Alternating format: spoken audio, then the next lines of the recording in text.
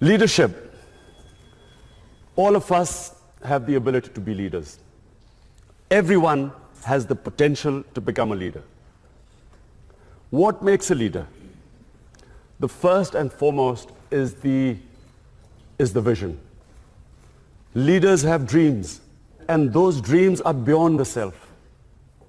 There has never been a leader whose dream is concentrated on the self. So my great inspiration is the great Iqbal. Iqbal, in my opinion, was probably the greatest Muslim philosopher in the last 500 years. And he came up with this concept of a leader. He used the symbol of Shaheen, the eagle. And why did the eagle soar above everyone else, which is what makes a leader? Because the Shaheen, the eagle, broke away the chains that keep us grounded.